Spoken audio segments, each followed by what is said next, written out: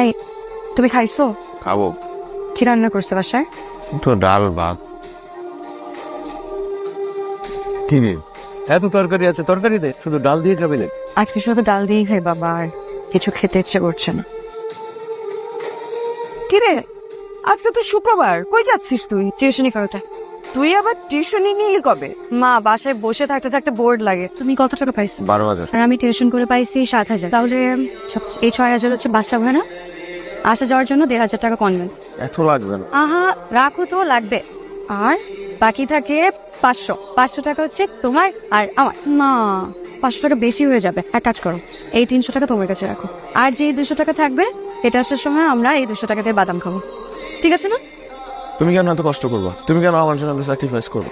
আবার ওই একই কথা। শুধু সুখ ভাগাভাগির মধ্যে কি ভালোবাসা হয়? সুখ দুঃখ ভাগাভাগির নামই হচ্ছে ভালোবাসা। জুয়ের একটা বিয়ে আইছে, পাত্রের বয়স একটু বেশি, একটা বাচ্চাও আছে, কিন্তু পাত্রটা খুব ভালো।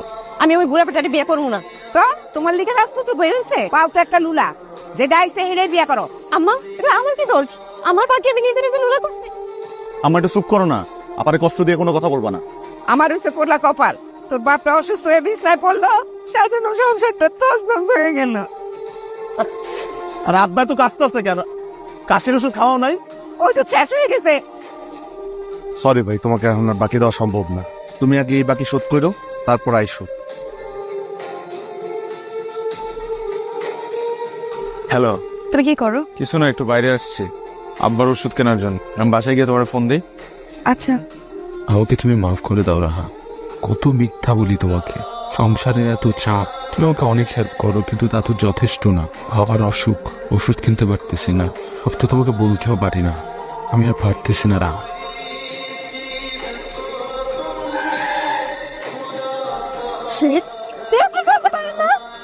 দেখেছো মানে আপনারাই তো আমার উপর গাড়ি উঠাই দিচ্ছেন। তোর গায়ের উপরে দিয়ে উঠায় দেয় না, এটাই বেশি। সামনে থেকে সর। এটা আমার বাবার অসুখের ওষুধ। ঠিক আছে, দেখ ভাই আমার বাবা অসুস্থ ভাই।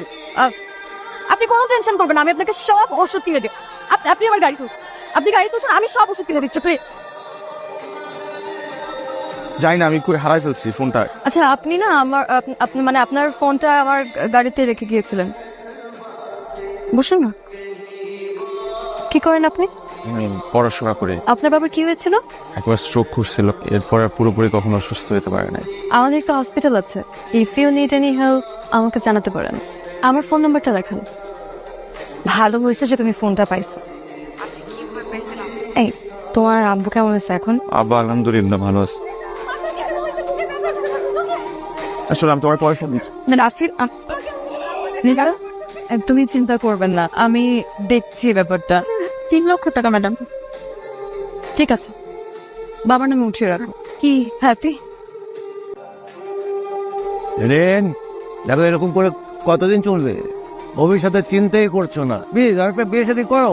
একটা তো করলাম, টিকলো না। তুমি কেন এসব বারবার বলে আমাকে এম্বারেসড ফিল করাচ্ছো? আমাকে সোসাইটি মেনটেন করতে হয়। বাবা দেখো, I don't care what society says. দেখো আমাকে পড়ো না, সাইনবোর্ড দাঁড় করো, একটা ছেলেকে খোঁজো। Okay, I will think about it. Hello. Hi, কি অবস্থা? আব্বা এখন অনেক সুস্থ আগের থেকে। আচ্ছা, তুমি কি কাল ফ্রি আছো? তোমার সাথে আমার কিছু কথা ছিল। কেমন আছো? জি ভালো। আচ্ছা রাফিন, আমি তোমাকে একটা পার্সোনাল কোশ্চেন করতে চাই। তোমার ফ্যামিলি আসলে চলে কিভাবে? অনেক কষ্টে চলে। আমার বাবা অসুস্থ হওয়ার আগে সেই একমাত্র আর্নিং মেম্বার ছিল পরিবারে। আমাকে তোমার কেমন লাগে?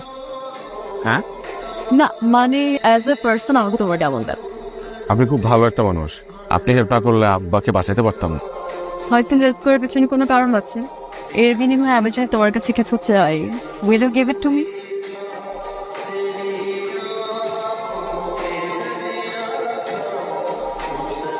এই ছেলের বাবাকে বাঁচিয়ে তুই তো ওকে তোর কাছে পুরোপুরি বন্দি করে ফেলেছিস। ইয়েস। মানে এই বাগারটারে দিয়ে তুই কি করবি? বাবা আমাকে বিয়ে দিতে চাই, আর আমি যদি এখন তার পছন্দ মতো বিয়ে করি, আবার সে খাঁচাই বন্দি জীবন শুরু। আমি ওই জীবনটা চাই না, তাই আমি ভেবেছি আমি একটা পাপেটকে বিয়ে করবো। আর এই ছেলেটা হচ্ছে সেই পাপেট। আমার উপর কোনোদিনও জোর গলায় কথাও বলতে পারো। আন্টি, এটা আপনার জন্য। ভাইয়া, এটা তোমার জন্য। এটা তোমার জন্য, এটা রাখো প্লিজ। আমি শুধু চাই তুমি সারা জীবন আমার সাথে থাকো। নতুন চাকরিতে কত স্যালারি পাও তুমি? ভালোই তো ভাই। রাতে ফোন এঙ্গেজ থাকে কেন তোমার? কোথায় হারিয়েছো? কোথায় হারায় যাবো? অফিসের কিছু কাজ থাকে ওগুলা। রাফিন, তুমি আমাকে ভালোবাসো তো? হ্যালো, তুমি কোথায়? আমার সাথে এখন একটু দেখা। জি স্যার, আমি আসতেছি। যাইতে হবে বুঝছো, অফিস থেকে ফোন দিছে। তুমি একটা সিএনজি নিয়ে বাসায় চলে যাও, তাই না? কি চুপ করে আছো কেন? কি বলবো, আপনি বলেন। তোমাকে না বলেছি তুমি করে বলতে? কিভাবে আপনাকে তুমি করে বলি? আপনি কই আর আমি কই? তোমাকে বলেছি তুমি করে বলতে, তুমি করেই বলো। আমি চাই তুমি সারাটা জীবন আমার সাথে থাকো। কি বলতেছে সেসব? কোন রেস্টুরেন্ট? পিগনের বাচ্চা একটা দিয়ে হয় না তোর? এই মেয়ে কি? আমি তোমার বুঝাই বলতেছি। কি বাবু যাবি তুই আমাকে? আমি তোমার আমি তোমার বুঝাই বলতেছি। তুমি ওরে বলো নাই? তুমি ওরে বলো নাই তোমার সাথে 3 বছর সম্পর্ক? তুমি বলো নাই ওকে? তুমি কিভাবে করলা? আমি তো অফিসে মুখ দেখাতে পারছি না। কি করেছিস তুই? আমি এই ছেলেকে ভালোবাসি মা, এই ছেলেকে আমি থাকতে পারবো না। এই ছেলের সাথে তোর কোনো ধরনের সম্পর্ক থাকা চলবে না। আমি এই ছেলেকে ছাড়া থাকতে পারবো না বাবা, আমি পারি না।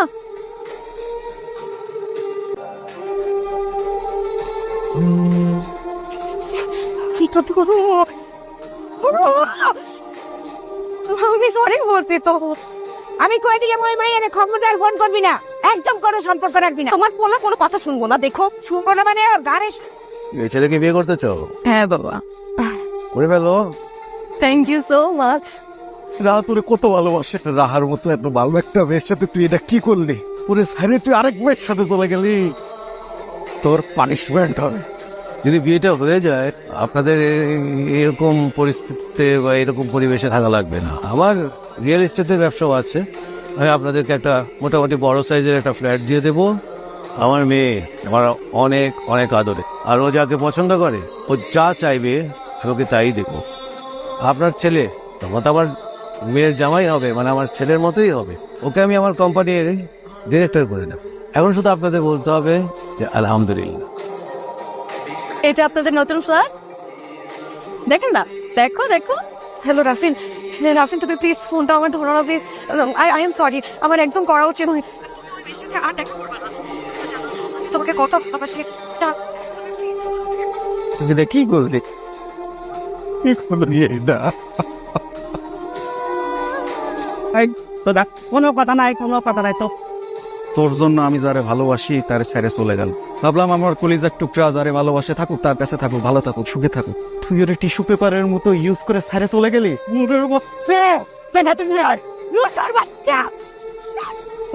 তুই এখানে আসছিস কেন? তুই না, কি অবস্থা করছিস তুই রাফিনের? তোর এখনো ওর জন্য দরদ আছে? এখনই তোর মনে ওর জন্য ভালোবাসা আছে? তোর একটি শুরু মতো ইউজ করে ছুঁড়ে ফেলাই দিয়ে আরেক মেরে বিয়ে করতে চলে গেছে। তুই ওর জন্য এই করতেছিস? ও তো মানুষ না, ওতে তার জানোয়ার। তুই একটা পশু। কি হয়েছে তোমার? এই দেখ দেখ দেখ দেখ, তুই যারে ভালোবাসিস ওই পোলা এই মেয়েরে বিয়ে করতে গেছিল। গুন্ডাটা আমার আর আমার ছেলেরে ধরে নিয়ে আসছে, আমাদের পিটাইছে। আপনি শিগগিরই পুলিশে খবর দেন। থামেন আপনি, তোকে আমি পরে দেখবো, এখন ওকে ছাড়। রাহ, তুই এখানে কি করছিস? চল চল। তো আপনাদের মেয়ে আমার হাজবেন্ডের জীবনটাকে একদম রিয়েল বানিয়ে রেখেছে। আর রাফি তো তোমাকে ভালোবাসে না। রাফিন আমাকে অনেক ভালোবাসে। বলো তুমি সবাইকে বলো যে তুমি আমাকে অনেক ভালোবাসো। রাফিন চুপ করে থেকো না। রাফিন প্লিজ বলো। জেনিন জেনিন প্লিজ, তুমি কি করছো রাফিনকে আমি জানি না, কিন্তু রাফিন তোমার সাথে ভালো থাকবে না। আঙ্কেল আঙ্কেল প্লিজ, আঙ্কেল আপনি তো মুরব্বী মানুষ। আঙ্কেল আমি হাত জোর করছি, আঙ্কেল প্লিজ। বুঝছি তুমি কি আমার কথা শুনবো? আমার জন্যই তো এত সমস্যা। আমি এই দুনিয়া থেকে চলে যাবো, একদম যাবো। আমার বোনটা পঙ্গু, এই কারণে ওর বিয়ে হয় না। আবার যদি কেউ ওকে বিয়ে করতে রাজি হয় তাহলে মোটা অঙ্কে টাকা চাই। আমি না, এই বিয়েটা করলে আমার বোনের বিয়েটা হয়ে যাবে। আমি যদি আজকে এই বিয়েটা করি তাহলে আমার বাবার অপারেশন হবে সিঙ্গাপুরে। আমার পরিবারের এই শহরে মাথা গোজার কোনো ঠাঁই নাই। আমি যদি আজকে এই বিয়েটা করি তাহলে বাকিটা জীবন সুখে শান্তিতে থাকতে পারবে না। তুমি আমাকে প্রমিস করছিলে তুমি আমাকে ভালোবাসবে। দেখো না, আমি তো ভালোবাসি। সবার সাথে আমি করছি, আমার এই হৃদয় তোমাকে ভালোবাসতে শুরু করছিল। এবং আমি সিদ্ধান্ত নিয়েছিলাম যে আমি আমার বাকিটা জীবন তোমাকে আমার হৃদয়ে আগলায় রাখবো। এই দারিদ্রের সাথে যুদ্ধ করতে করতে আমি ক্লান্ত, আমার ভেতরে কিচ্ছু নাই, সবকিছু তোমরা বুঝছে শেষ হয়ে গেছে। তুমি আমার মাফ করে দাও রাহা। থাকতে পারবো না রবিন। আমি তোমার হাত জোর করে অনুরোধ করতেছি, তুমি আমার জীবন থেকে চলে যাও।